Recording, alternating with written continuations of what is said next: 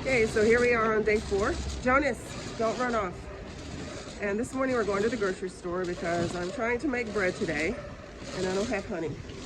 So I'm going to tell you another good thing about Zaragoza is that there's many grocery stores within walking distance of probably almost wherever you would live, especially if you live in the main parts of the city.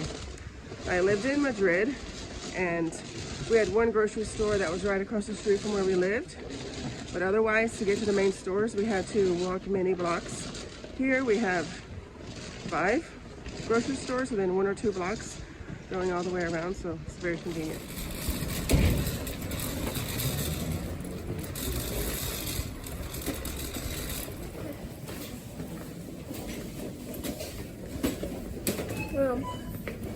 Mom. Yes. Fresh orange juice. What you make yourself?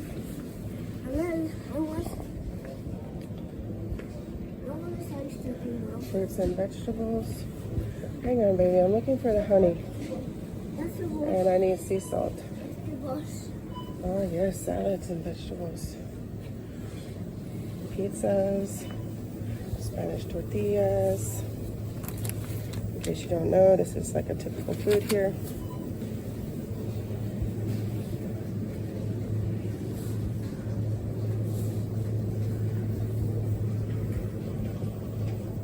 And buy everything here. You have your juices. Oh yeah, this grocery store is called Dia.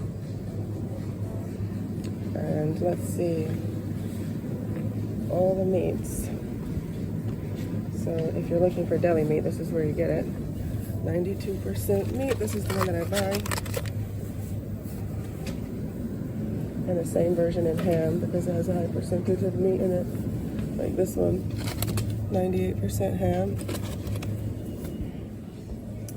Okay, so this is what I came for, a few of the things. Whole grain rice.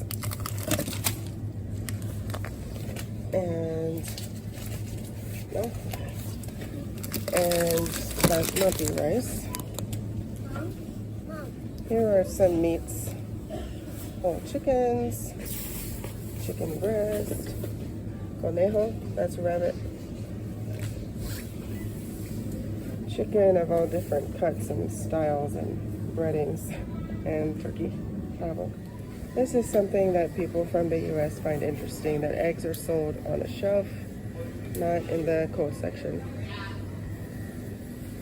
And here's your milk, which is also typically found on a shelf stable, not in the cold section, not by the gallon, but by the liter, and it's at room temperature.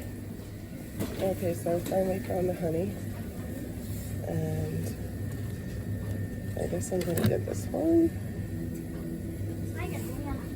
They have a few other kinds, other things that people might like. So basically there's like something that I can't find, but I'm trying to make bread today, so I have to go, and I just don't see it, so maybe they don't have it. So in this case, you know, I just have to go to another store that's nearby, which is the typical thing that happens pretty much. I can never find everything that I need at just a small grocery store here. If you want to find everything that you need, you have to go to like Carrito or Hipercore. So this is real life. Can't find everything I need, have to go to another store. But I do not have time to go to the other store right now because I make sourdough bread and my starter is ready and I need to go home and put it together. Okay, so these are the little grocery carts that they sell here. And it makes it easy to collect your groceries and also to transport other things that aren't groceries. If you're going somewhere like to a park or something, you have a bunch of stuff to carry.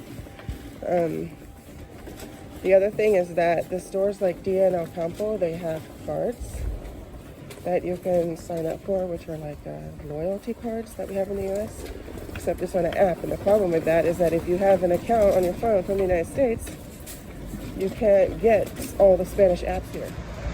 And so there's ways to set up your phone so that you sign into one account, which is based in Spain, you sign into another account based in the United States, but it's a headache.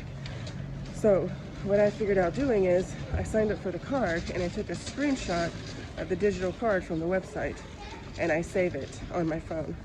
And then when I need to use it, they ask if I have the card while other people are pulling up their store app, I'm just pulling up my picture of the card that I took from my computer, and it works. And so you accumulate points, you get discounts on things, lower prices.